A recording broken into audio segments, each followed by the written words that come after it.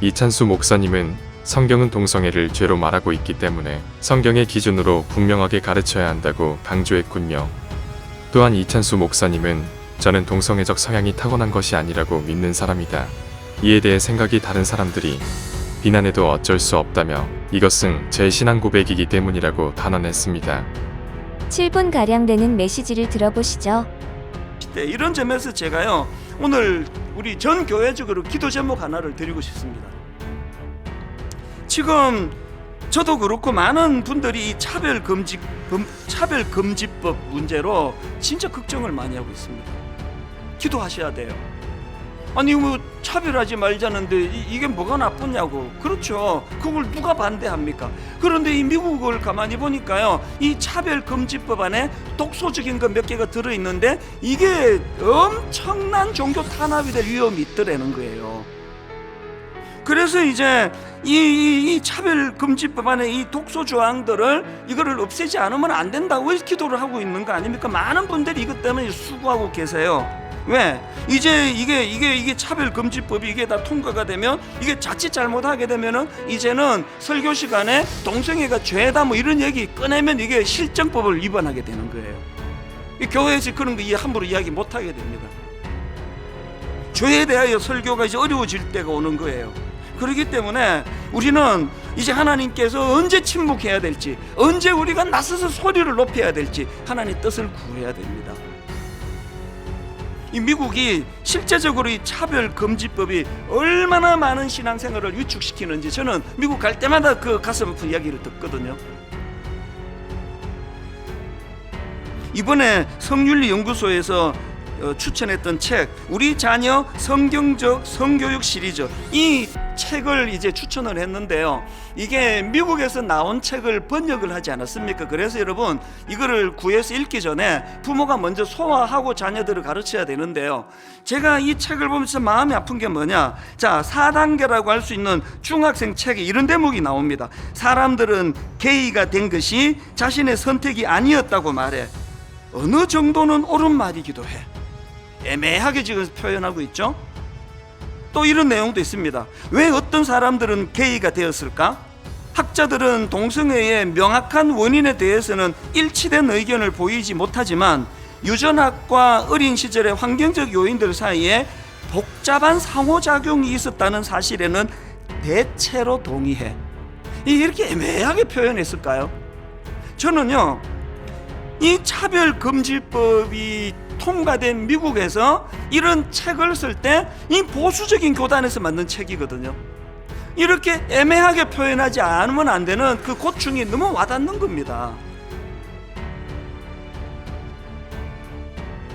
제가 이 책을 오늘 그 본문을 가지고 이걸 성도님들과 진지하게 나누어야 되겠다고 한 건요, 이런 맥락을 모르고 이 책을 그대로 다 인용하면 자녀들에게 자칫 잘못하면 독을 먹이게 되는 거예요. 성경은 동성애를 죄라고 말하고 있기 때문에 우리는 성경의 기준으로 분명히 가르쳐야 돼. 애매하게 말하면 안 됩니다. 성윤리연구소를 만들어 하고 싶은 게 뭐냐, 분명하게 성경적인 가치관으로 세우자는 거예요. 거기다가 단 동성애자들을 미워하지 말라시는 주님의 사랑의 정신도 균형을 갖추자는 거예요. 이것도 취하고 저것도 취하기가 얼마나 어려운지 아십니까? 맨날 이쪽에도 욕먹고 저쪽에도 욕먹는 게 그래서 그런 거 아닙니까? 그러나 이 어려운 일을 해내야 해요. 왜? 이게 우리에게 마치 사명이기 때문이에요. 저는 동성애는 타고나는 것이라고, 타고나는 게 아니라고 믿는 사람이에요. 이게 제 신앙 고백이에요. 저랑 생각이 다른 사람이 저를 비난하신다면 뭐 어쩔 수가 없습니다. 이게 내 신앙 고백이니까요. 동성애는 타고나는 것이 아니라고 믿기 때문에 이 책에서 애매하게 어느 정도는 옳은 말이기도 해, 이걸 난 용납이 안 됩니다. 지금 미국에서 발간된 이 책이다 보니까 이런 거 말고도요 우리 정서랑 맞지 않는 부분이 뭐 되게 많아요. 뭐 그림도 뭐 이렇게까지 설명할 필요가 있나 싶고 이런저런 좀 어려움이 좀 있습니다. 그래서 지금 이제 그 국내 이 책을 발간한 출판사에다 제가 요청을 했습니다. 이게 지금 문화적으로 맞지 않은 게 많기 때문에 이걸 좀 우리 정서에 맞도록 좀 고치면 좋겠습니다. 너무 고맙게도요, 출판사에서 그걸 너무나 호의적으로 동의를 하고 긍정적으로 봤습니다. 근데 문제가 뭐냐, 판권이 미국에 있기 때문에 이게 이제 그 사람들이 제대로 이거를 이해를 해줄 수 있을지 없을지는 잘 모르겠는 거 아닙니까? 그래서 제가 이런 부분에서 이제 여러분 중요한 제안을 한 가지 드리고 싶습니다. 그래서 이제 여러분 지금 막 이 책 읽는 거 잠깐 아직 읽지 마시고요. 이제 우리 성률연구소 팀에서 지금 강의를 준비 중입니다. 그래서 이 책을 읽기 전에 반드시 이거를 유념하고 읽으시라고 하는 것들을 이제 준비 중에 있습니다. 혼란스럽지 않으시도록. 사실 이 책에 보면은요, 5단계 고등학생 이상을 위한 책에 보면은 선포도 있습니다. 그러나 많은 연구에도 불구하고 동성애 유전자는 발견되지 않았지, 이렇게 딱 못 박는 대목도 사실 나옵니다. 제가 이 책을 왜 추천을 했는가 하면은요, 그렇게 문화도 다르고 정서가 다르고 여러 가지 좀 어려움이 있지만 제가 이 책을 가장 강점으로 생각하는 건, 이 책은요, 창조 신앙을 근거로 아이들을 가르치고 있고 구속 신앙을 근거로 끊임없이 아이들을 가르치고 있는 내용이라는 겁니다. 이걸 우리가 놓치면 안 됩니다. 그래서 이 책에는 분명하게 동성애 등의 성적인 죄를 지적해주고 있지만 또 그리스도께서 죄인들을 위하여 하신 일들을 강조하면서 복음을 전하는 책입니다. 이런 강조점들을 이제 빠르면 오늘 수요일쯤에 강의 다 나올 것 같아요. 저희 홈페이지 오셔서 꼭 이 강의를 먼저 들으시고, 오히려 전 더 잘 됐다 생각해요.